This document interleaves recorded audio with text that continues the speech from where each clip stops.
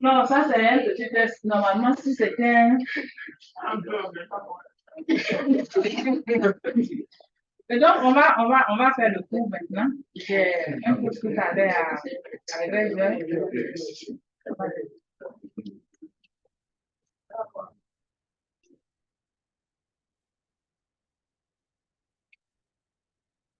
Ok, donc,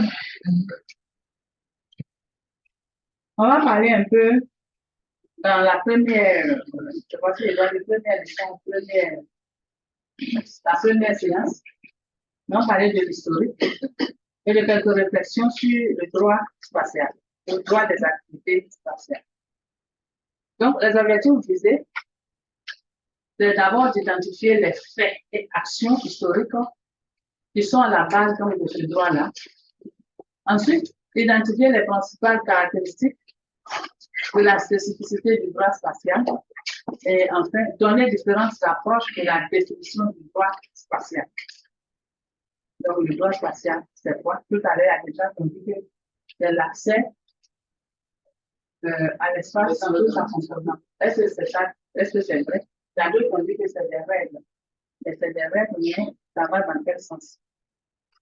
Et donc, à la fin, je veux connaître donc les principales caractéristiques de la spécificité du droit spatial et ensuite définir, vous devez être capable de définir le droit spatial. Et donc, la première session donc, va être consacrée à la conquête de l'espace et la deuxième partie, c'est l'élaboration du droit spatial.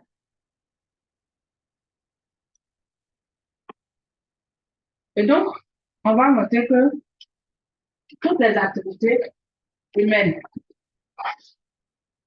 en quelque lieu que ce soit où ces activités-là se passent, sont conduites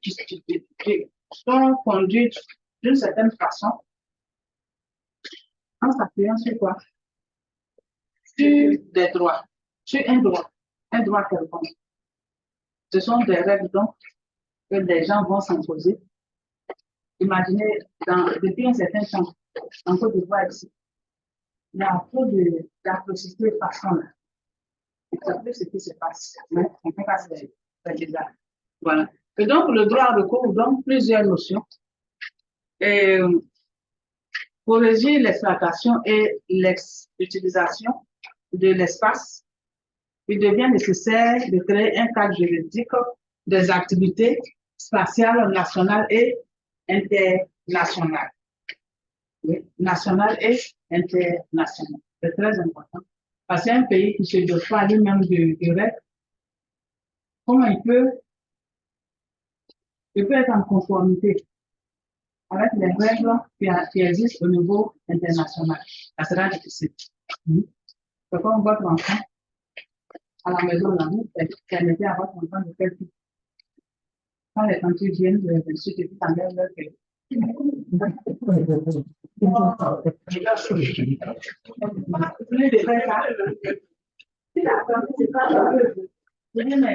quoi? On dit, je vais bien. Oh non, la mère, ah non, c'est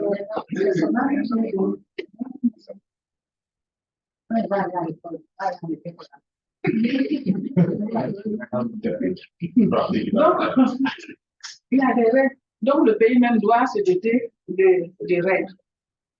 Donc, il y a des traités internationaux qui vont réglementer les activités dans l'espace. Donc, ici, c'est quoi l'espace? Dans notre cas ici. L'espace même de façon générale. C'est une étendue qui contient et qui entoure toute chose et qui est soumise ou non à des juridictions nationales ou internationales. Est-ce que c'est bon? Quels sont les différents espaces que vous connaissez? Oui. Parle correctement, jeune fille. C'est tout le d'accord avec le monde. L'espace marin.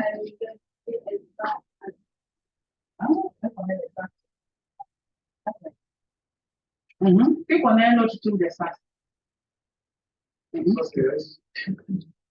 L'espace territorial pour chaque pays. Donc, il y a plusieurs types d'espace. Ouais. Donc, ce sont des étendues qui sont soumises à des droits, à des juridictions nationales et ou internationales. Ensuite, on continue. Et qu'est-ce que l'espace extra-atmosphérique?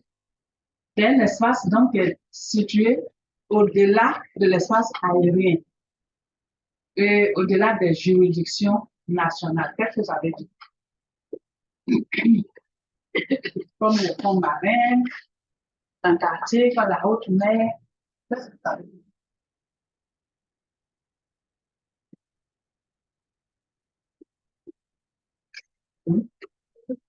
Ici, on peut parler Oui, mais quand même. Quelqu'un avait parlé de ça ici. Peut-être. Ouais, vous voulez dire quoi? Oui, allez.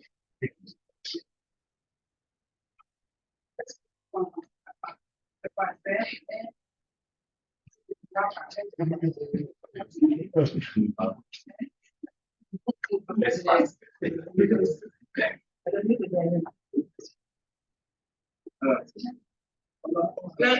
Un espace est situé au-delà des juridictions. Qu'est-ce que ça veut dire?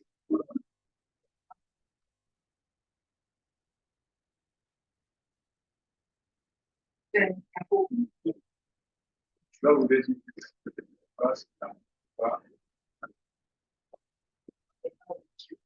Je vais donner plus de questions. Oui, on a le plus de questions. Allez-y.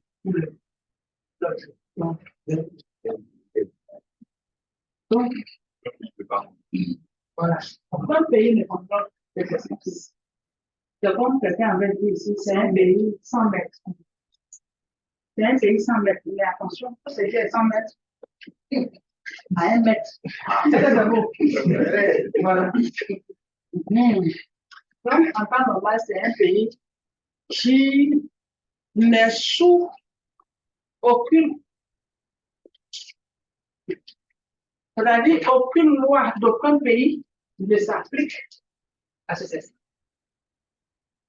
Voilà. Donc, et donc ici, oui. Est-ce que ça ne pose pas en termes de moi, je dis quoi? Par exemple, le premier avril, Le premier c'est le premier activité. C'est ça, non? C'est pour ça que je vous ai dit tout à l'heure que c'est un espace qui n'a pas de mètre par l'eau. C'est qui n'a pas de mètre national. L'Assemblée nationale. Il faut avoir un mètre quoi? Qui est au-dessus des nations. Ça, vous voyez. Donc, ton mètre peut être au-dessus des nations. C'est pas mieux d'avoir un mètre au-dessus des fois. Combien? Des membres. Elle est venue, elle a dit, madame, donc là, il a accepté. C'est oublié son nom, donc j'ai dit les membres. Monsieur Kalamoto. Ok. Vous êtes d'accord avec nous? Oui, c'est ça. parce que, je ne sais pas, à l'international, là, quand c'est pas l'Union est divisée par c'est Et vous avez dit quoi? Comment faire la géo? Donc, on est en avance. On avance.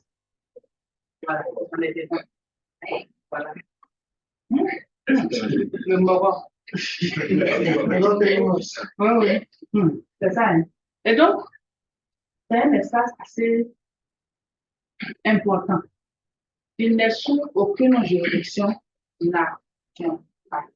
Les États-Unis ne peuvent pas dire. La Côte d'Ivoire ne peut pas dire. Le Sénégal ne veut pas dire c'est notre personne. La Russie ne peut pas dire c'est notre personne. Aucun pays au monde. Aucun État. Voilà. Donc, y a-t-il un droit de l'espace? Donc, les activités humaines qui se déroulent dans l'espace extra-atmosphérique sont régies par un droit de l'espace au droit des activités spatiales. Et l'espace extra-atmosphérique constitue donc seulement un cadre. C'est comme c'est l'étendue. C'est un cadre pour ces activités-là. Et on va noter donc que l'exploration et l'utilisation de l'espace, ça se j'entends, espace extra-atmosphérique, sont permises par tout État sans aucune discrimination, quel que soit son niveau de développement, à condition qu'il ait des ressources économiques suffisantes. Voilà. Et donc, c'est une question de volonté politique aussi. Un pays peut être très pauvre, mais en réalité, les pays qu'on appelle les pays pauvres sont les pays les plus riches au niveau du support. Généralement. Beaucoup sont riches. Peut-être pas plus riches, mais sont riches. Si ils avaient la possibilité d'exploiter leur sous-sol, eux-mêmes, et puis de faire des transformations. À une formation qu'on a eu récemment ici à l'université, on a appris que le Congo, un des Congos, c'est le pays le plus riche. Plus riche. Mais il se trouve parmi les pays que vous connaissez. Voilà. Parce qu'il y a beaucoup de choses. Donc, c'est ça qui nous intéresse ici. Tu peux aller faire des activités dans l'espace extra-atmosphérique pourvu que tu aies suffisamment de fonds. Pourquoi, selon vous, on doit avoir suffisamment de fonds? Parce que le transport spatial coûte cher. Ça coûte cher. Et la... Pourquoi vous pensez que ça coûte cher? Pourquoi vous pensez que ça coûte cher? Madame, d'abord, le matériau, la construction de ces engins qui nous permettent d'équiper la Terre. Déjà, même pour le peu que nous avons vu en base fondamentale, non, vous trouvez les détecteurs, constituer les capteurs seulement. Ensuite, c'est constituer le vecteur lui-même. Il y a la richesse du mouvement avant ça d'abord. Voilà. Non, mais Richesse du mouvement d'abord. il y a eu la recherche. Au fond, on peut savoir qu'il faut filtrer des rayonnements, des ondes magnétiques, et tout ça, c'est de l'argent. Et il va choisir le capteur, choisir le vecteur. Et tu vas lever toute ta tête pour aller dans l'espace. Tu vas faire quoi? Ce qu'on appelle le lancement. Ce lancement-là, tu vas le faire sur un lanceur. Est-ce que tu as un lanceur? Si tu n'as pas de lanceur, tu dois chercher un lanceur. Voilà. Vous êtes dans la processus, il a dit votre sorcier. Donc, vous voyez? Parce que ça, vous voyez, donc, ils ont utilisé pour eux là. Pour faire ce que nous sommes en train, ce dont nous parlons aujourd'hui. Mais pour nous là, on utilise pour faire quoi? Voilà. Faire manger seulement. Et donc, on va parler maintenant du contexte de l'espace. Parce que, vous voyez, c'est pas comme nous, comme on a dit tout à l'heure, on a mangé. Et, c'est vrai, on s'en aussi, mais. Donc, je ne sais pas si je peux dire, est-ce qu'il ne dort pas? Il cherche. Il cherche. Et donc, la course aux armements, pendant la guerre froide, par certains États, conduit à de forts investissements dans la recherche. Et le domaine d'avenir, c'est l'espace atmosphérique. Parce que vous voyez, ils ont déjà fait leur bien dans l'espace aérien, ils ont fait des bombardements, bombardé une partie de Hiroshima et la bataille de Nagasaki. Ils ont fait l'ONU, Donc, il y a certains pays ou certains États, je peux dire États, parce que ce n'est pas tout à fait la même chose. Donc, certains États ont perdu la guerre. On a arraché même certaines colonies. Et c'est ces pauvres colonies. Voilà. Et il y a eu des nouveaux, des nouvelles alliances entre ces États. Et à un moment donné, il y avait une guerre qui se faisait. Il y avait plus de bombardements sur le terrain, mais cette guerre se faisait, mais ça devenait une routine pour eux. Il faut briser cela, ce silence. Et donc, ils vont commencer à faire quoi? À faire des recherches dans l'espace qui est très éloigné de notre Terre. Et donc, c'est le début donc de l'ère spatiale. Tout commence en 1957 avec le premier satellite artificiel de l'histoire qui évolue rapidement vers les vols habités, puis l'envoi d'un homme sur la Terre. Sur la Lune. Les hommes sont sur la Lune. Donc, la première action va venir d'où? De la Russie de l'Ouest.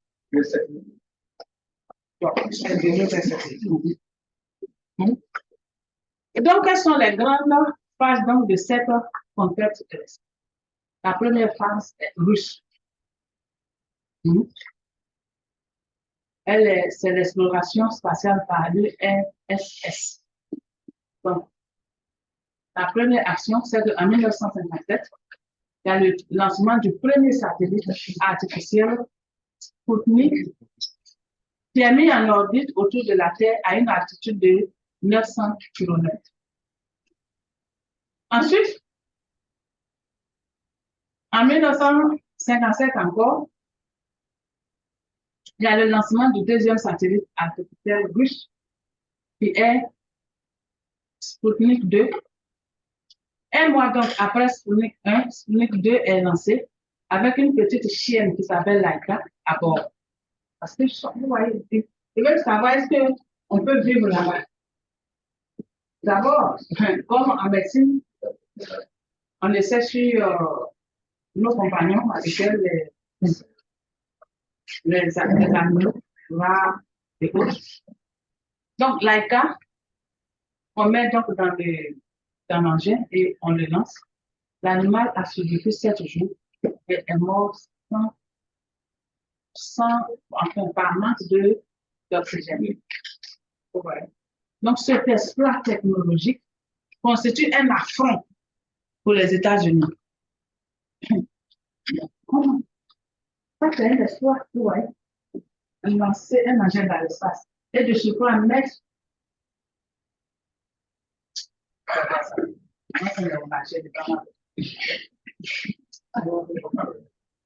Et donc, pour les États-Unis, c'est irrecevable en fait. C'est inadmissible. Et on ne doit pas rester les bras croisés, regarder. Un Ivoirien pourrait dire, qu'est-ce qu'il pourrait dire? Un Ivoirien? Non, je ne parle pas du côté burkinabé. Non. Je parle dans ce cas-là. Et c'est à éviter d'atteindre les gens. Nous, le pirate est international. Donc, il y a des choses qu'il faut éviter de faire. Voilà. Tous les pays ont de l'importance.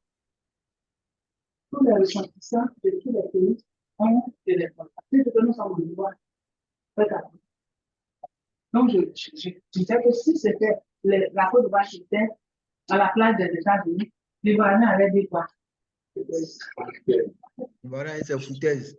Voilà, c'est foutaise. Vous voyez, non? C'est foutaise. Voilà. Et donc, cet état de mécontentement, d'orgueil, merci là-bas pour le mot, va donc provoquer une course qui ne dit pas son nom.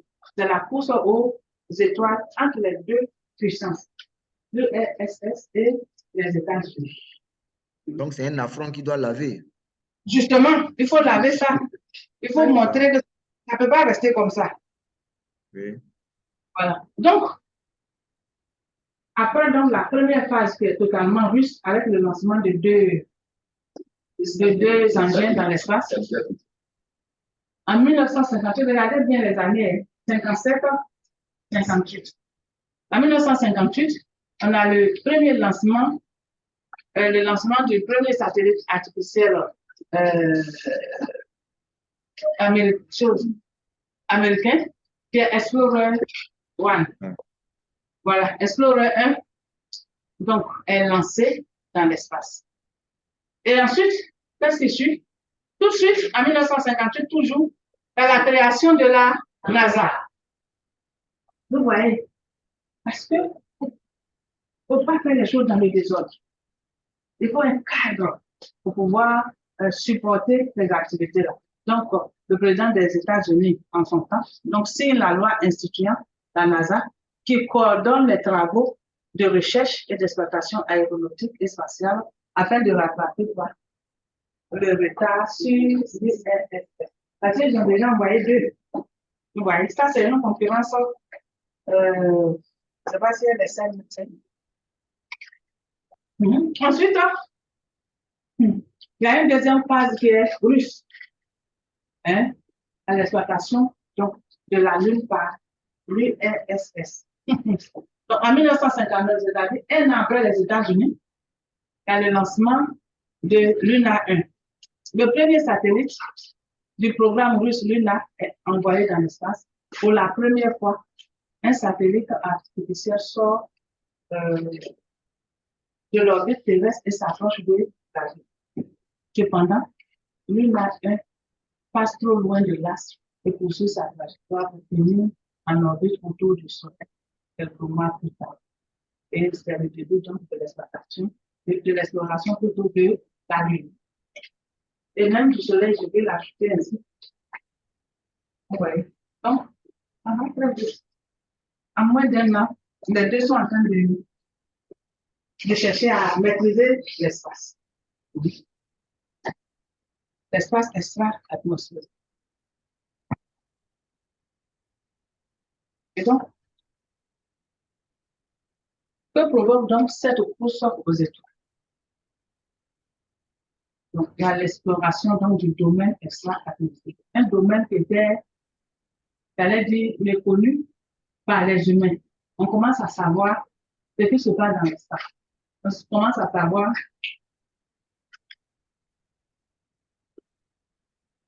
je vais vous expliquer. On va finir rapidement aujourd'hui. On commence donc.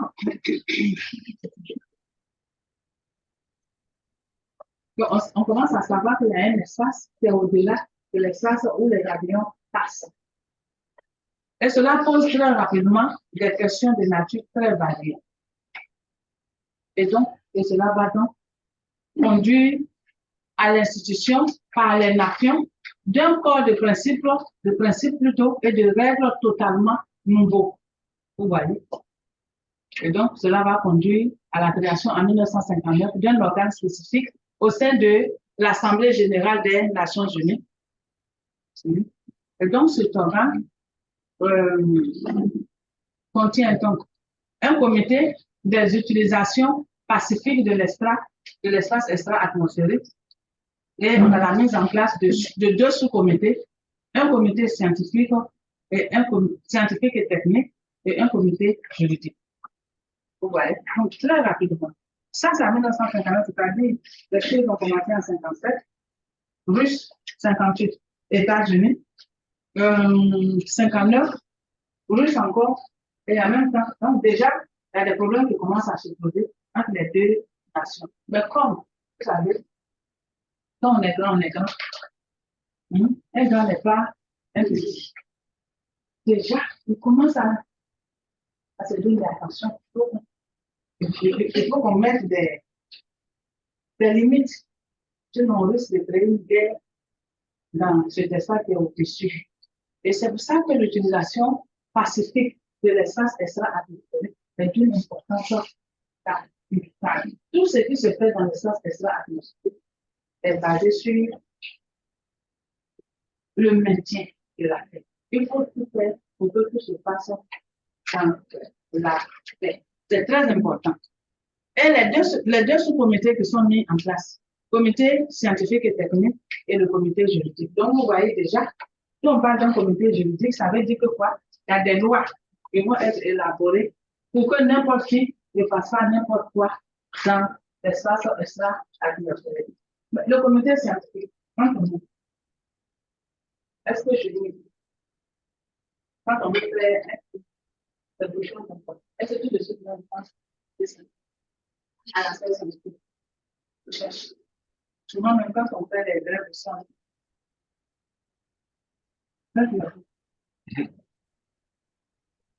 on vous a donné de l'eau. Des fois, quand nous sommes menacés de certains, quand on est menacés, quand on est menacé de sang de salaire, par exemple, on nous dit, comme vous ne battez pas au bout de la caméra, on va se changer ça. Et lorsqu'on dit, mais non, nous faisons de la recherche. Parce que quand il y a la grève, nous, les étudiants, nous devons voir. C'est là que nous travaillons avec eux. C'est là que nous nous donnons de l'eau. Ça, c'est de la recherche. Et de regarder, pourquoi tu ne cherches pas? Aller faire des cours. C'est ce que les parents d'élèves veulent entendre. Dans la recherche, beaucoup de parents d'élèves ne font pas. Donc, reprenez les cours et puis après de recherche là, on va gérer ça après. Vous voyez? Ça vous dit que c'est pas forcément que la recherche n'est pas importante pour nous, mais peut-être souvent, beaucoup de difficultés, surtout l'état de pauvreté dans lequel beaucoup de populations sont, on peut faire mettre ça à un rang qui n'est pas vraiment important. Parce que sans la recherche, on ne peut pas se développer. Vous le voyez ici. Tout de suite, les États-Unis ont mis en place quoi? Ils ont créé la NASA. Mais c'est pour faire la recherche. Quel genre de matériaux on peut utiliser, par exemple, pour construire un engin, un vecteur? Un vecteur qui reste soit dans l'espace, ou bien un vecteur qui va dans l'espace, qui reste dans l'espace, ou un vecteur qui va dans l'espace extra-atmosphérique. Il faut propulser l'engin. Tout ça, c'est la recherche. Ils ne se sont pas levés un jour, et puis ils sont partis, et puis, ils ont lancé, et puis c'est parti. Malgré même qu'il y a la recherche, les premiers lancements, il y a eu beaucoup d'échecs. Il y a beaucoup d'engins qui sont devenus sur Terre. Ils ne sont même pas arrivés quelque part. Mais c'est la recherche. Oui, je suis heureux. Vous pouvez l'asseoir et puis ça va. Souvent, on dit dans l'éducation qu'il faut toujours emporter le maximum en minimisant la masse. Donc, au niveau du carburant, développer un outil de carburant qui produit plus d'énergie, mais production. C'est la recherche. C'est la recherche. Mais si un pays ne met pas l'accent sur la recherche, un petit peu de temps, il faut cultiver à quelle période. Si nous restons dans l'ancien système, avec les mêmes dynamiques, aux mêmes époques, pendant que le changement climatique est en train de se faire, il faut des chercheurs pour pouvoir développer de nouveaux types de dynamiques adaptés, si possible, sans que ces dynamiques vraiment c'est les dynamiques.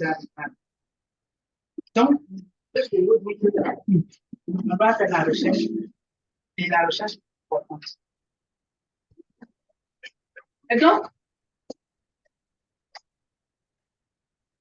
cette conquête donc, va nous conduire à l'élaboration du droit des activités spatiales.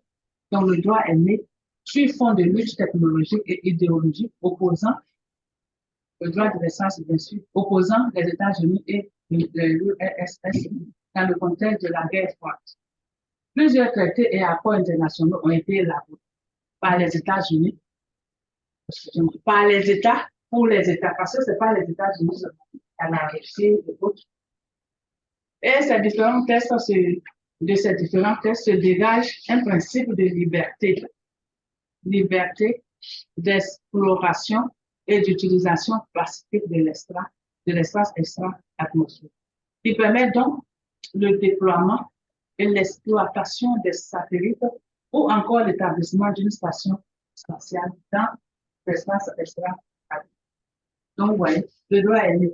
Le droit spatial est né et les activités donc se font et le droit spatial donc va régir ces activités-là. Donc, à l'image d'autres espaces tels que les fonds marins et autres, ces espaces qui sont situés au-delà des juridictions nationales, l'espace extra-atmosphérique ne peut faire l'objet d'appropriation nationale par proclamation de souveraineté, ni par voie d'utilisation ou d'occupation, ni par aucun autre moyen. C'est ce que ça veut dire.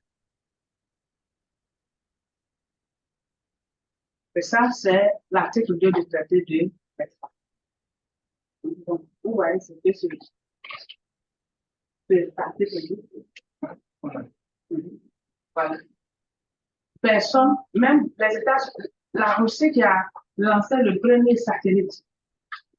Si un homme était sorti de ce satellite pour marcher sur la Lune, au fond de la Lune, c'est-à-dire il ne pouvait pas. C'est vrai que quand vous regardez, on regarde dans les films, et puis dans les images réelles même,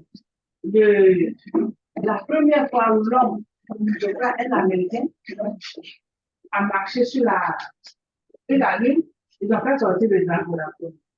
En temps normal, si ce n'était pas dans l'espace atmosphérique, cet espace-là devenait américain.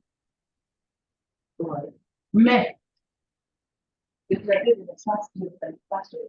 Donc, si vous voulez faire sortir 1000 femmes, ça peut pas être un territoire américain qui est sous les lois américaines. C'est pas voilà.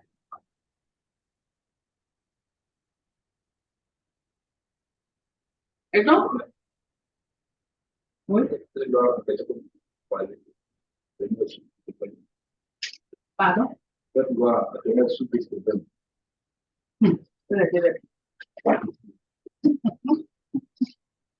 a toujours été des problèmes depuis le début des problèmes. Tout à l'heure, quelqu'un me parlait de la Corée du Nord. Il y a beaucoup de choses. Pardon, pas de ça. C'est pas une station.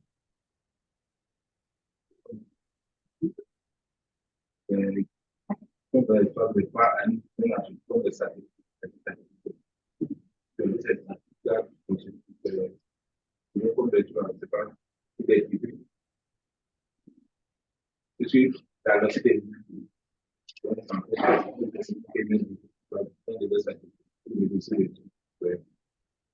Et ça, c'est le problème de la limitation entre l'espace extérieur et l'espace intérieur.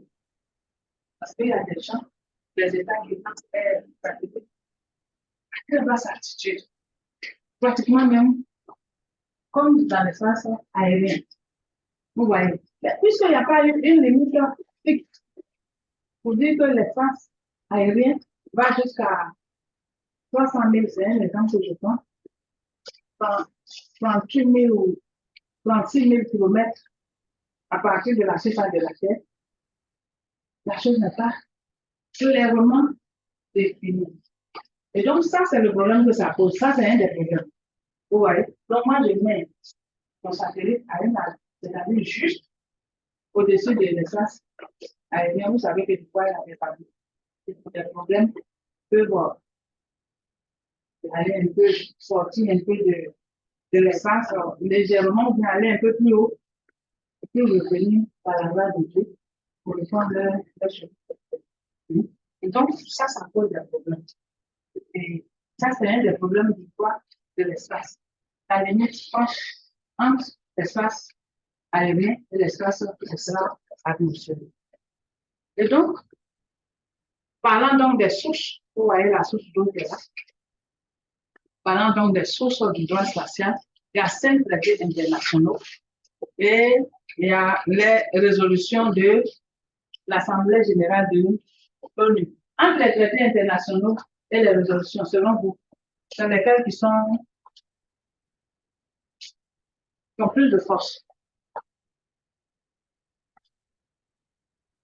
Entre les traités internationaux et les résolutions de l'Assemblée générale de l'ONU. Oui, monsieur. Oui. Ce sont les traités.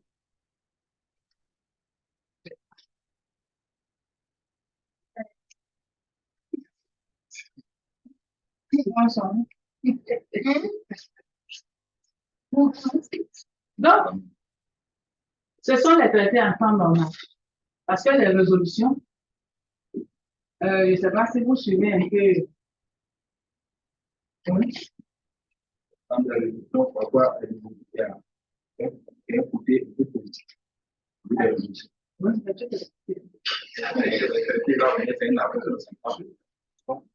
Si quelqu'un n'aime pas la sécurité pratique, l'association avec plusieurs agents créés une alliance dans le Très bien. Maintenant, vous suivez la guerre entre Israël et le Hamas en ce moment. Vous voyez?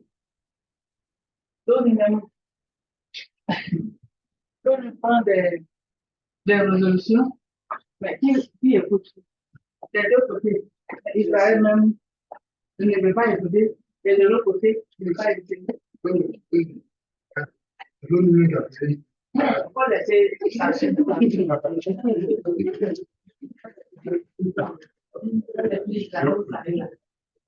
laisser la création d'Israël. C'est ça, on va le Israël, vous savez. Et puis, je parle de résolution. Parce que, à des moments où je regardais, l'ONU se réunit, ils prennent des résolutions. Israël, on est nos et nous, c'est qu'on a commencé là. Où ils sont venus nous attaquer, on a des choses. Est-ce que vous voyez? Donc, je veux dire que, ce que je veux dire par là, je ne veux même pas parler de cette guerre entre Israël et le Hamas.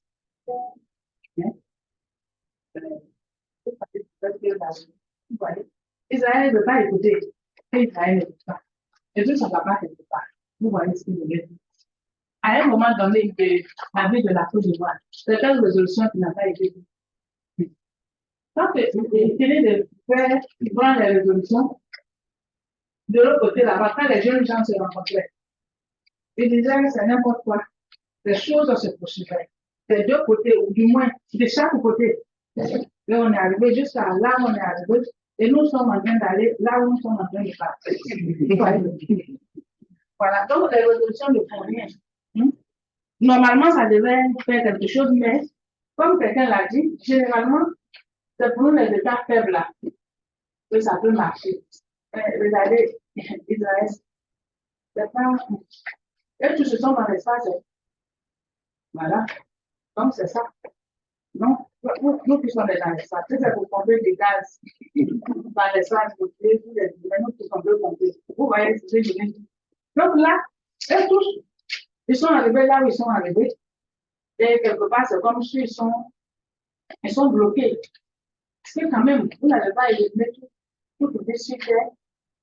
Des choses que vous allez pomper dans l'espace et qui va tuer tout le monde, ce n'est pas seulement le pays avec qui vous combattez.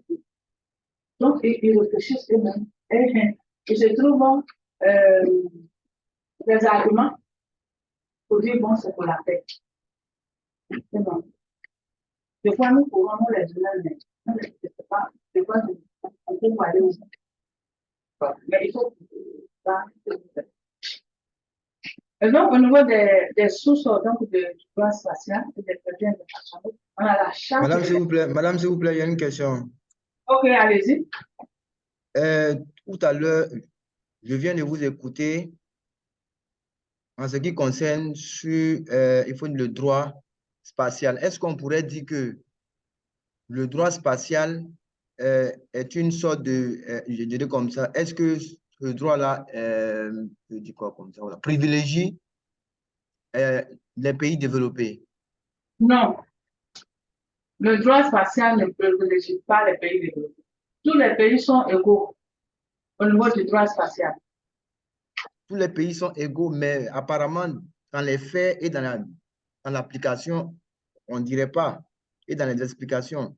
Là, actuellement, là, ce que nous étions en train de dire, nous parlions de résolution et de traités internationaux, pas forcément pour le droit spatial. Oui.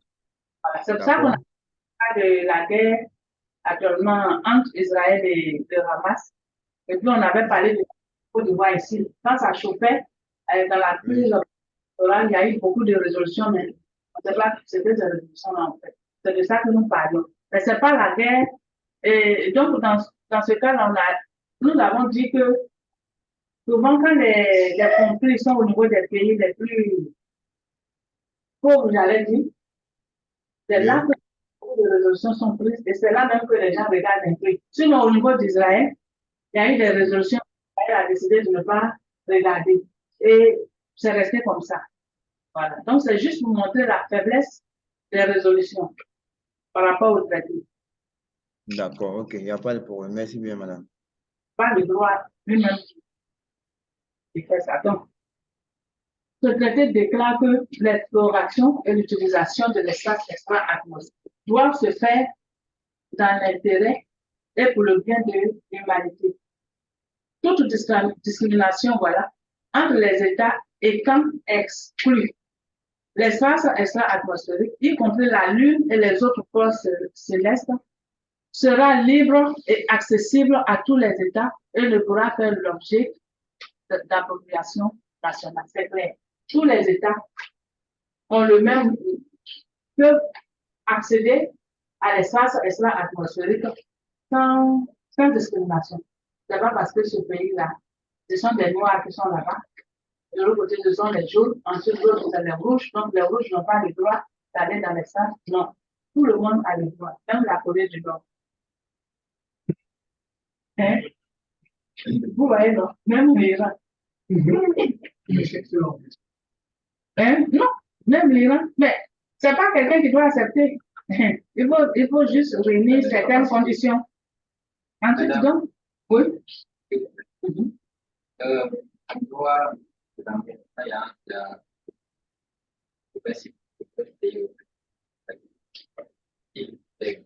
sections les moins d'espace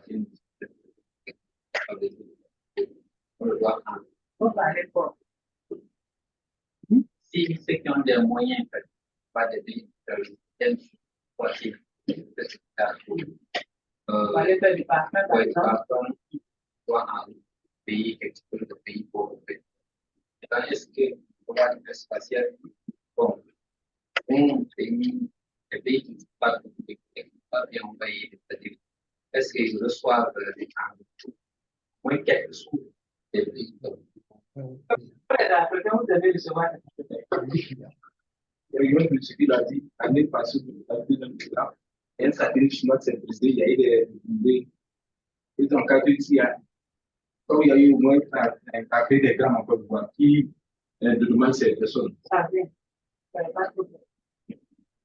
Mais lui, pour répondre à sa préoccupation, à partir du moment où l'espace n'appartient pas au pays africain, pourquoi vous voulez que l'espace quelque chose?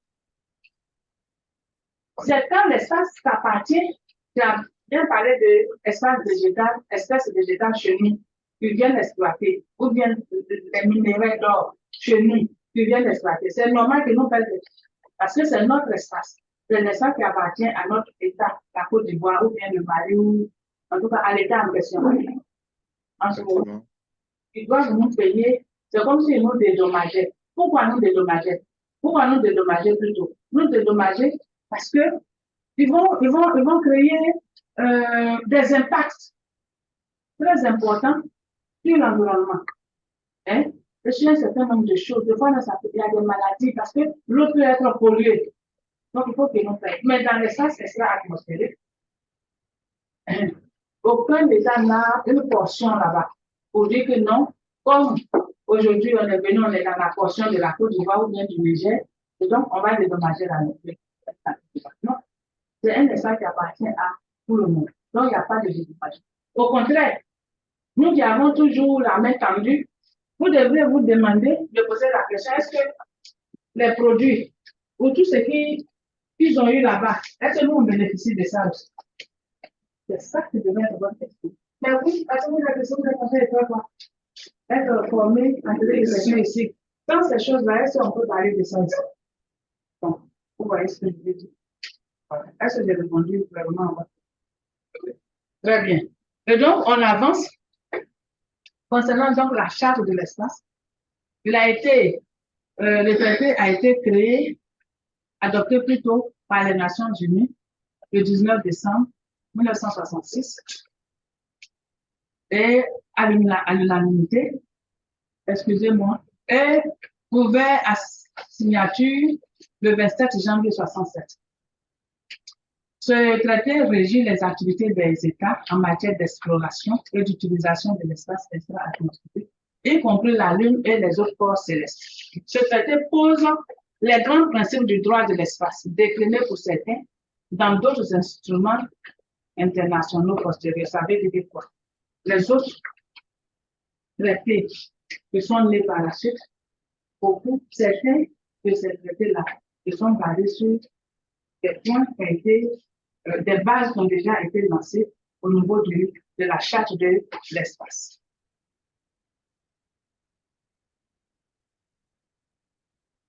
Donc, au niveau de ce traité interdit donc l'aménagement de bases ou d'installations militaires dans l'espace extra-atmosphérique et sur les côtes.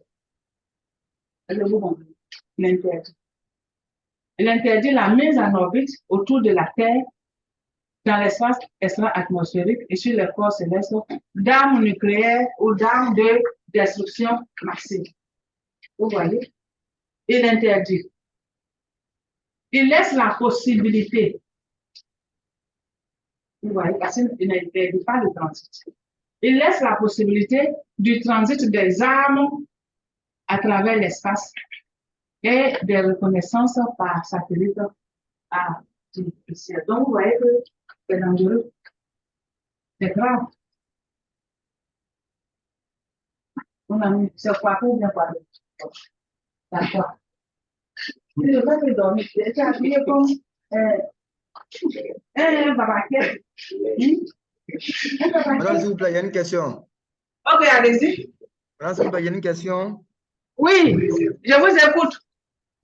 Quels sont les pays qui sont signataires de ce traité-là?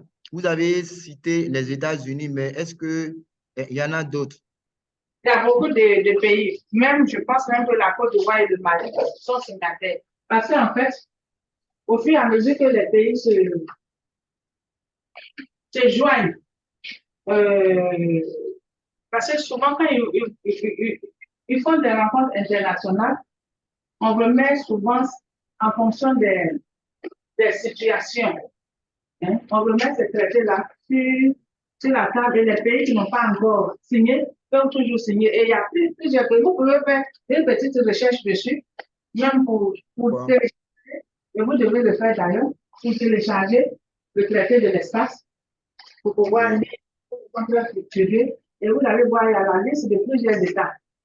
Ce n'est pas seulement les États-Unis et la Russie, il y a des pays européens, il y a les pays, voilà, il y a beaucoup d'États, il y a beaucoup d'États africains. Je pense que le Mali a signé ce traité-là très tôt. Oui. Le Mali est un grand pays. En tout cas, il y a aussi la France en 70. Il y a aussi la France en 70 qui a signé ce traité. Donc, au fur et à mesure, les pays viennent et signent ce traité. Parce que quand tu vas demander l'argent, on te dit, ah, mon ami, voici le traité. Tu le signes ou bien tu ne le signes pas. Oui, vous avez une question. Bon, c'est juste un peu facile. Ok. Parce que la signature d'un traité, c'est que le traité va s'appliquer également. Il va réussir dans ce traité-là, va s'appliquer. Et là, avec l'espace là, tout le monde a intérêt. Dans le cas où tu as ici un projet pour aller dans l'espace, tu as intérêt à faire. Oui, et puis même, pour pouvoir t'associer en tant qu'État, pour pouvoir t'associer aux premiers États qui étaient dans l'espace, pour pouvoir contribuer à quelques programmes, si tu ne signes pas le traité, tu ne peux pas. Et pourtant, si tu n'as pas beaucoup de moyens, tu ne peux pas les faire de toi-même. Donc, tu es obligé de signer ce traité. Donc, il laisse la possibilité du transit des âmes. Donc, vous voyez, on peut faire passer les âmes dans l'espace extra-atmosphérique, mais seulement, il ne faut pas faire de base là-bas pour s'expliquer. Est-ce que je comprends? C'est dangereux. C'est dangereux. C'est dangereux. Et au moins, tu ne peux pas envoyer un stock d'âmes là-bas. Ça passe juste. Et ça doit mettre 2 jours pour passer. Ça fait c'est 2 jours et puis ça passe. Mais tu vas faire quoi avec ces âmes là-bas? C'est la question qui est là. Voilà. Et donc, ça vous dit que pour certains intérêts, ils n'ont pas pu écrire clairement que le transit des âmes est interdit pour certains intérêts parce qu'eux-mêmes, qui ont écrit ces choses, ils ne savent pas si, à un moment donné, ils vont faire passer les âmes par là-bas. Vous voyez? Voilà, pour détruire les lézards. Ou bien? Ouais. Parce que ça peut tuer les humains. Ensuite, on a le deuxième accord, le deuxième traité, qui est M. Yogo, qui est l'accord sur le retour et le sauvetage des astronautes et la restitution des objets lancés dans l'espace extra-atmosphérique. Tout à l'heure, vous étiez en train de parler de quelque chose. Donc, cet accord élaboré est ouvert donc à la signature le 19 décembre 1967. Il est entré en vigueur au début de 1968, un peu moins d'1 an après son adoption. Plus de 75 États ont signé ce document.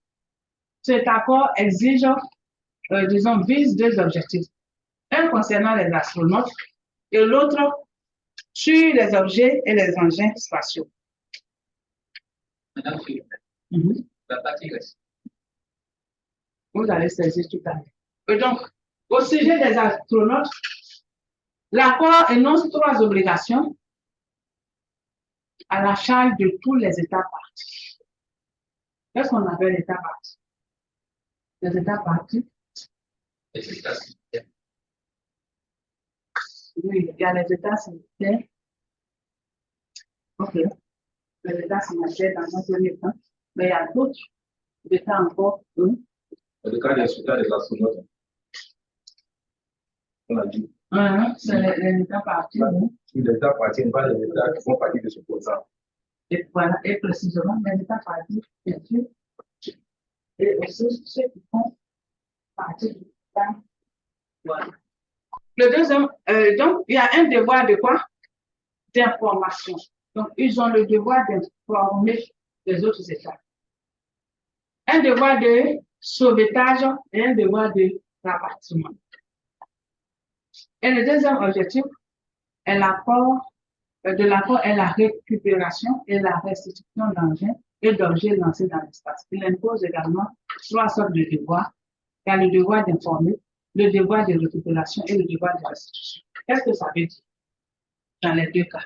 Le devoir d'informer, oui, il faut informer les gens. Alors, le devoir d'informer. Il y a un lancement qui a mal tourné. Il ne faut pas attendre même que ça tourne mal. Avant de lancer une forme, s'il y a un problème. Maintenant, il y a un problème de forme. Maintenant, si la question n'est pas partie, mais ne peut pas, on devrait remettre ça au propriétaire. Non. Là, vous parlez du deuxième objectif, je parle du premier d'abord. Elle est astronaute. Vous envoyez des astronautes dans l'espace. Donc, vous avez informé avant de les envoyer. Et puis, il y a un problème. Quand il y a un problème, ils sont en détresse. Vous avez le devoir d'aller les sauver. Mais pas vous seulement qui êtes dans le programme. On verra ça un peu plus loin. Tout État qui est dans l'espace, qui a les moyens de les sauver, doit les sauver sur terre. Voilà. Voilà. Et le deuxième, donc, vous avez parlé de débris. Donc, il faut informer les gens qu'il y a un problème. Il faut récupérer l'engrais en question. Et normalement, c'est des trucs. Et il faut venir restituer, ça veut dire donner à ceux qui sont spécifiquement dans ce pays. Donc, c'est l'affaire de tout le monde. C'est l'affaire de tout le monde. Parce que c'est pas comme si tu venais en Pékin et puis, chose, à Pékin, il y a des lois nationales. Mhm.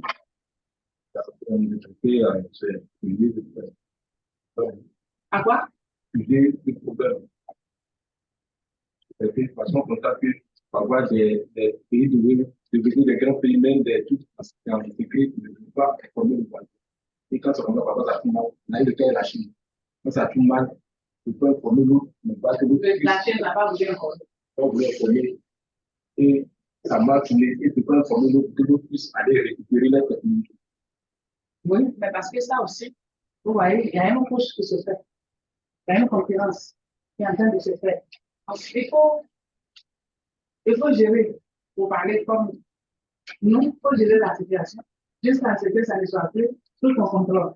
Le temps que tu peux gérer la situation et la contrôler, il faut faire, mais ce n'est pas une bonne politique parce qu'il faut informer.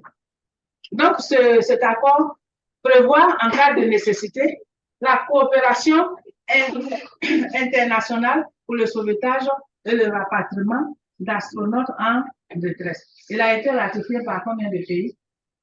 85 pays. 85.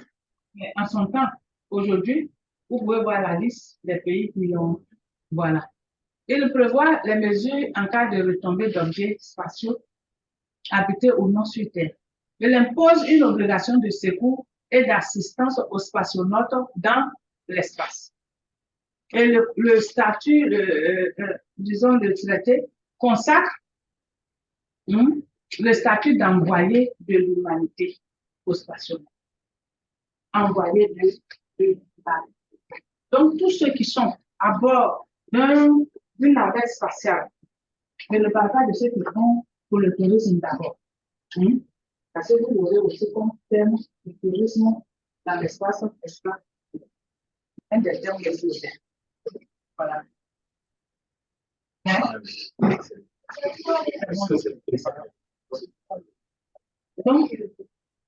Donc, mais ce que, par exemple, on envoie dans un programme scientifique, par exemple, pour voir, pour rechercher, est-ce qu'il y a de l'eau sur Mars, et qui se prêtent, qui se donnent, on peut dire qu'ils donnent leur vie, et qui vont, et qui descendent. Ils descendent, ils vont respirer des choses qui vont être en contact avec des organismes qui sont dans des organismes qui sont dans cet environnement auquel ils ne sont pas habitués. Vous voyez? Donc, ils ont donné leur vie. Parce que tout ce qui va être découvert par la suite, s'ils ont découvert qu'il y a de l'eau, s'ils ont vécu 5 ans, 5 jours, ils sont morts comme la chienne, par exemple, vous voyez qu'ils ont donné leur vie pour la recherche pour l'humanité. Donc, ils ont le statut d'envoyé de l'humanité. Et donc, quand quelque chose les concerne, ça doit concerner toute l'humanité. Et donc, tout le monde, ceux qui ont les moyens, doivent réunir leurs moyens pour aller les secourir et pour les ramener chez eux. Souvent, c'est des programmes pas possibles avant de partir. Et quand ils reviennent, récemment, quand la Chine avançait 15 jours, 12, ils ont montré beaucoup d'étapes à la télévision, à une des chaînes chinoises qui passe sur le canal.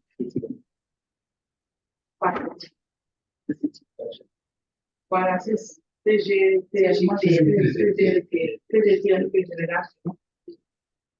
sont revenus. Malgré le fait que ça a été télévisé comme ça, et c'est là que j'ai vu la détermination. Pour dire au moins un mot de lui, pour faire, comment on dit ça, la victoire, voilà, ils étaient contents. Il faut voir l'équipe qui a été déployée pour les prendre tout de suite dans les délais pour partir. Là, on va les envoyer. Donc, ce sont des envoyés de lumière. Maintenant, bon, ceux qui vont faire, ils se marient et puis là-bas, ils veulent faire la ligne de miel.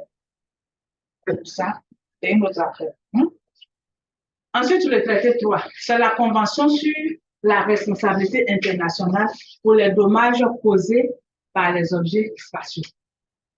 Donc, on va laisser, ça a été créé en 1971, entré en vigueur en 1972. Donc, elle impose aux États une forme de responsabilité internationale exorbitante par rapport aux droits communs. Les États qui procèdent ou font procéder à un lancement, de même que ceux qui prêtent leur territoire ou leur installation au fin d'un lancement, sont solidairement tenus du dommage qui pourrait être causé par l'objet spatial ou ses composants. Ça veut dire quoi? Ça veut dire que si elle est en mesure de fabriquer un satellite ou une fusée, mais je n'ai pas de rang de lancement pour lancer, donc peut-être je sollicite un pays tiers et que cette fusée, bon, il y a eu crash, il y a eu des dégâts, je dois dommager. Moi et le pays en question où je suis parti lancer ma fusée là-bas, on doit ensemble partager les victimes. Voilà. Ça veut dire que quoi? Vous savez qu'en France ou en Europe, il y a Ariane 6. Ariane française. Donc, nous, Côte d'Ivoire, le Sénat et Mali, on n'a pas une telle possibilité. Mais vous, étudiants du Sénat, Maliens, Sénégalais, Béninois, vous mettez en place, vous fabriquez, mais actuellement, il y a des BNP, des États qui sont en train de fabriquer un satellite. Sont des acteurs déjà, donc ils sont en train de voir que cette optique-là, associée aussi à vous, parce que la culture-là est en collaboration avec certains gens pour qu'on arrive à aller avec l'aide de gens. Donc, le Sénégal était là.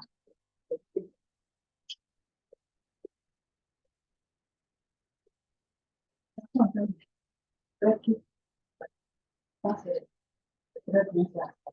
Et donc, pour le moment, vous mettez en place, vous créez un capteur. C'est plus bon que le capteur seulement que vous l'avez créé. Vous cherchez un vecteur.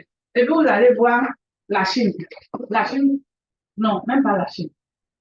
Vous allez voir l'Algérie. L'Algérie vous donne un vecteur. Donc, il y a Côte d'Ivoire, il y a Mali, il y a Sénégal, il y a Bénin. Hein? Il y a maintenant l'Algérie. Ensuite, l'Algérie n'a pas de lanceur. Hein? Et puis, on va voir, par exemple, la Chine. La Chine ou bien la France, Ariane Space. Parce que c'est naturellement, directement, c'est chez eux qu'on va partir d'abord. Parce que, vous voyez, donc, et puis ils acceptent de faire le lancement. Et puis, supposons que Ariane Space n'est pas. Est-ce que Ariane Space est en Guyane? Voilà. Donc, si, bon, mais la Guyane, c'est français. Mais supposons que si c'était par exemple au Bangladesh, que cette base de lancement était installée.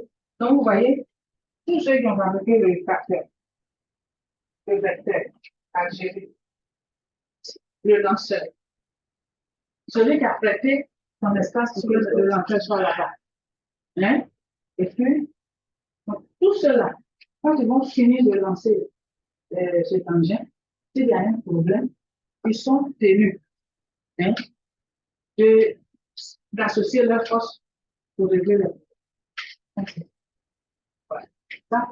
Et ça, c'est déjà connu. Donc, vous savez, donc quand vous allez dans l'espace, vous savez ce que vous faites. Et elle précise que l'État qui aurait réparé le dommage a un droit de recours contre les autres États ayant participé au lancement en commun. Donc, s'il y a des États qui veulent se jouer au... Vous voyez, non? On les poursuivre en justice. Voilà. Et ils peuvent convenir de la répartition entre eux de la charge financière qui leur incombe à condition de ne pas porter atteinte au droit d'un État victime de chercher à obtenir réparation, soit de l'un quelconque des États de l'incident, soit de tous. Donc, ils ont obligation d'agir ensemble. Ils ont obligation. La Convention 4, c'est la Convention sur l'immatriculation des objets lancés dans l'espace atmosphérique. Vous voyez, quand on paye les voitures ici, il y a un guichet unique. Il faut immatriculer ton véhicule. C'est la même chose aussi. Quand tu es en train de fabriquer un satellite, un engin qui va aller dans l'espace atmosphérique, il faut l'immatriculer. Hein? Donc, cette convention donc, qui a été conclue en 1975 est entrée en vigueur en 1976. Elle dicte l'obligation pour l'état de lancement d'un objet spatial d'immatriculer cet objet et de communiquer les informations relatives à son identification au secrétariat général, au secrétaire général des Nations Unies. Un État conserve sous sa juridiction un objet immatriculé par. Donc, qu'est-ce que ça veut dire? Si c'est la France qui a immatriculé, qui a fait les déclarations, qui a fourni tous les papiers et qui a été immatriculé, l'objet a été immatriculé comme étant un objet français, cet objet-là, même si c'est la Côte d'Ivoire qui va fabriquer, rentre automatiquement sous la juridiction française, sous les lois de la France, en matière d'activité dans l'espace. Donc, et cette convention a été ratifiée par combien d'États? Elle est peu efficace car elle n'a pas été ratifiée par la totalité des États qui opèrent dans l'espace. Et ceux qui l'ont fait ne déclarent pas tous les objets qu'ils lancent. Donc, vous voyez, c'est pas tout qui le déclare. Donc, il y a un problème.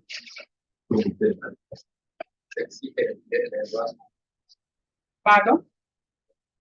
Cette partie-là, si la loi, la même dont c'est la loi est un peu difficile. Mais si c'était avantageux, non, c'est à cause des intérêts. oui, c'est ça que je veux dire. C'est ça. Parce que il y a des choses. Par exemple, quelqu'un m'a dit ici d'un cas où dans des choses dans le cas de sa famille. En même temps aussi, il y a des objets qui sont dans l'espace, qui sont des objets espions. Voilà. Les premiers états, par exemple, qui étaient dans l'espace, on fait cette distinction-là. Au point où, quand certains lancent, si ça n'a pas été déclaré, ils le font tout de suite.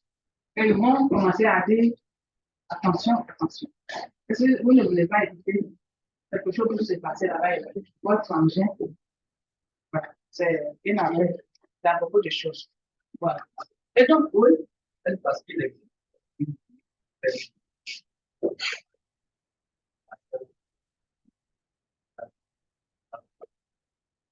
une limite, les gens, si tu as déjà 5 là-bas, tu peux plus déclarer le 6e.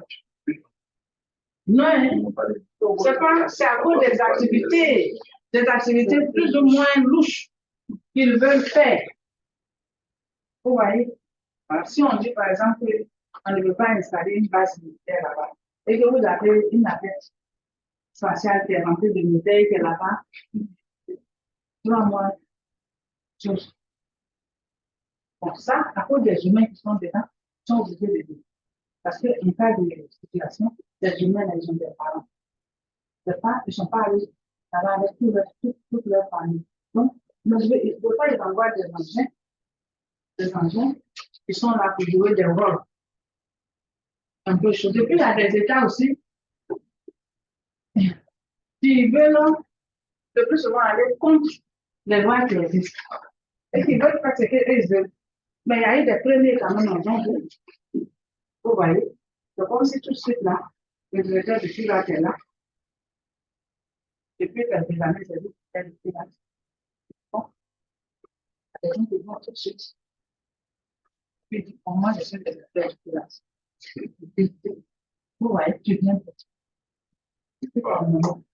nous, ils ont pas été informés. Vous voyez, donc dans ce cas, il y a donc, il y a des choses, parce que quand la mission de l'objet, de l'engin dans l'espace, c'est une mission qui n'est pas très claire. Souvent, les gens ne peuvent pas regarder. Et puis, les appareils, les engins qui sont là-bas, certains États, imaginez la Côte d'Ivoire, un petit pays qui se débrouille pour lancer un satellite. Et puis, ce satellite-là, il peut sortir des informations, vous voyez, assez intéressantes, capitales sur par exemple, Jupiter. Hein? Un satellite qui tourne autour de Jupiter. Vous voyez ce que je veux dire? Ça, c'est un marquant aussi. Vous avez un marquant. Voilà. Donc, il y a beaucoup d'intérêt en jeu ici. Voilà. Ah. Donc, il y a tout ça qui fait que il faut faire très attention. Ensuite, il y a les activités, c'est le dernier traité. L'accord régissant les activités des États sur la Lune et les autres corps célestes. Il stipule que la Lune ne peut être utilisée qu'à des fins pacifiques. Il interdit aux États partis de mettre sur orbite autour de la Lune des armes de destruction massive ou de placer de telles armes sur la Lune et tout recours à la menace ou à l'emploi de la force ou à tout autre acte d'hostilité sur la Lune. C'est clair. Il assure une exploitation ordonnée et sans risque des ressources naturelles de la Lune sur une base équitable. Qu'est-ce que ça veut dire? Qu'est-ce que vous comprenez par là? Pendant que nous sommes au pays de ne pas utiliser la Lune comme pas une chose. non, oui, je parle même surtout de ce qui est en rouge. Qu'est-ce que ça vaut, M. Quadro? Ah bon? Oui.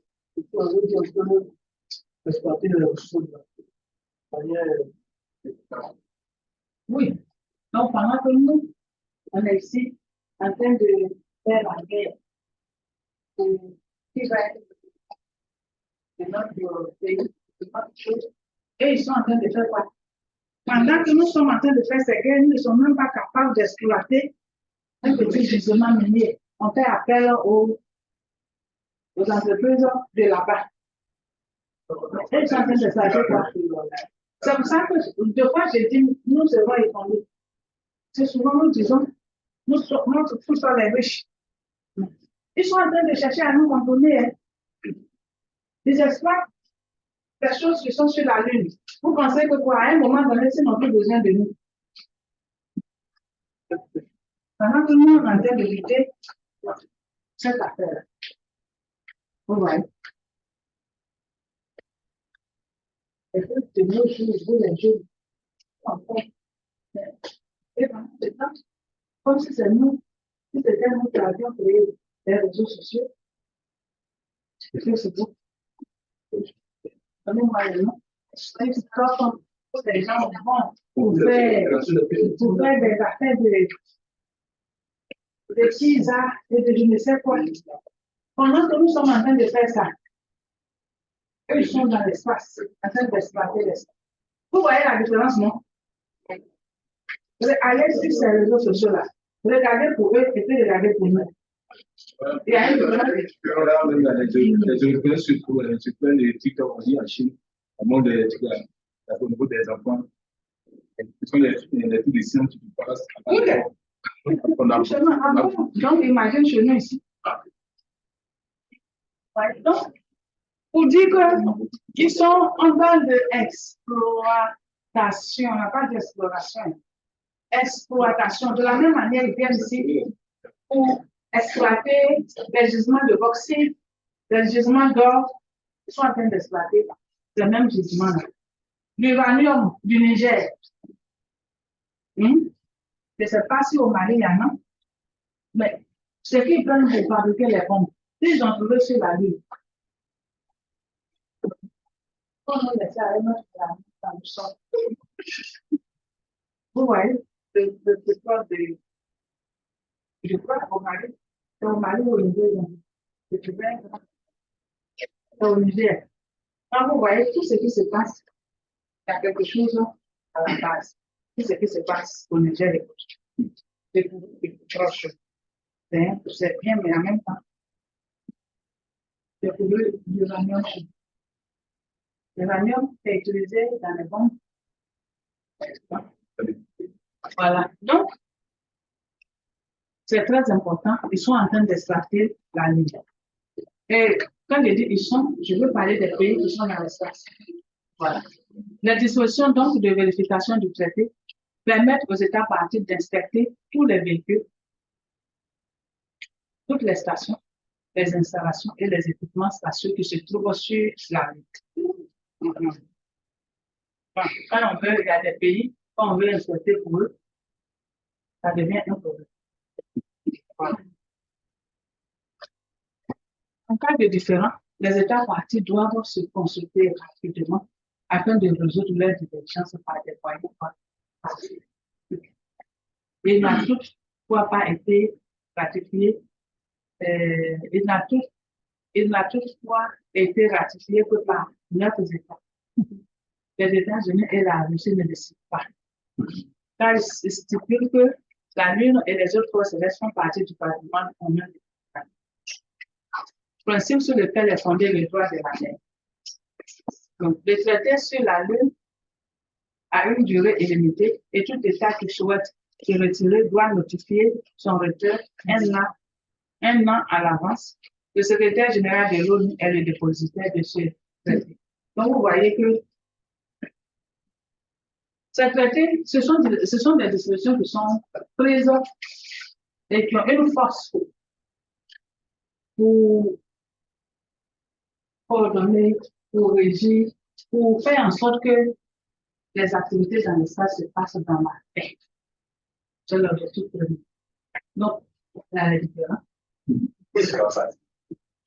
Et laquelle est 12h30. 12h30. Bon, on va apprendre tout à l'heure. Et donc, ensuite, vous avez tout ça dans votre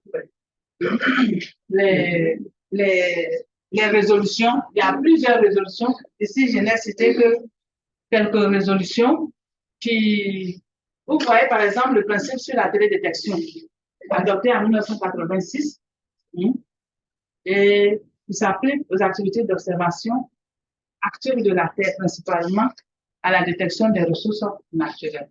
Donc ça, par exemple, et vous voyez le principe sur l'utilisation des sources d'énergie nucléaire dans l'espace. Beaucoup de choses, mais donc, ces traités, vous les trouvez donc dans votre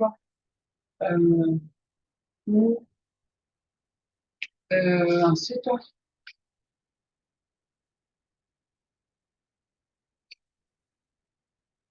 quelles sont donc ces résolutions? Ok, c'est la suite des résolutions. C'est des choses, je n'ai pas envie de lire tout ça. Et ensuite, donc, on arrive aux principes. Il y a plusieurs principes, mais les principaux principes sont au nombre de 9. Donc, il y a le principe de liberté d'accès à et d'utilisation de l'espace atmosphérique.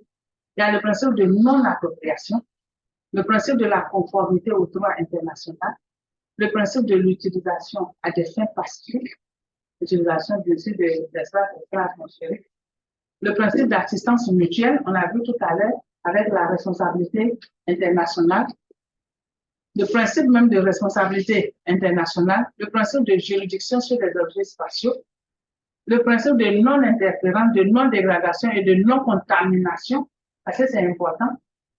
Il y a le principe de transparence et de libre accès aux installations et équipements. Donc, ce sont des principes intéressants. Oui. Oui, j'aimerais poser une question sur le principe de la responsabilité internationale. Ça réside dans quoi concrètement? Pardon, ça fait quoi? Allusion à quoi? C'est votre question? Oui, bien entendu. Ça fait allusion à quoi? Oui, le principe de la responsabilité internationale. On avait vu tout à l'heure que lorsqu'on envoie des spationautes dans l'espace et qu'ils ont un problème, qu'ils sont en détresse, les États partis, tous les États qui ont signé le traité de l'espace et donc sont dans l'obligation de les sauver. Donc, c'est comme une responsabilité internationale pour ces États concernant les stationnautes, concernant les objets spatiaux et leur restitution. Donc, c'est comme ça doit être l'affaire de tous en fait. Sauver les envoyés de l'humanité dans l'espace,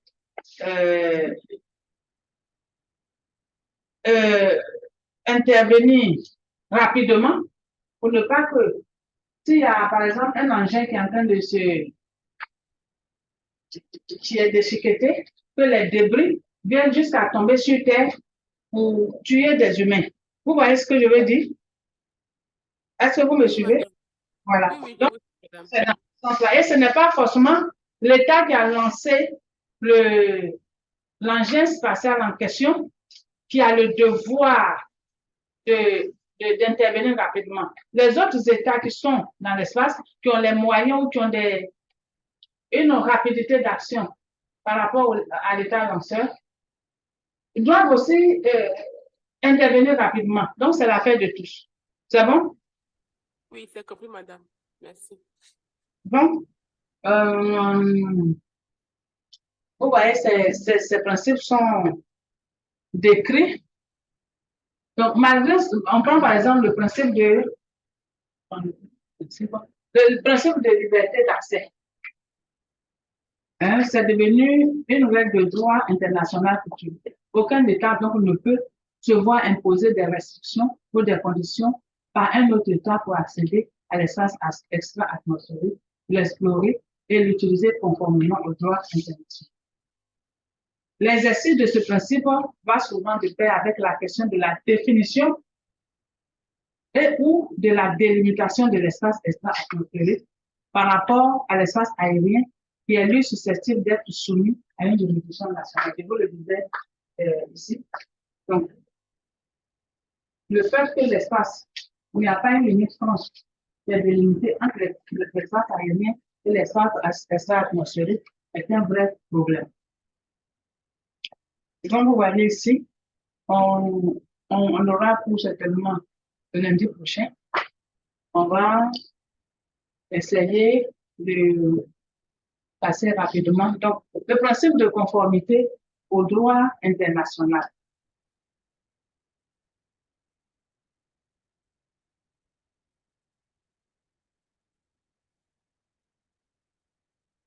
Il y a un problème ici.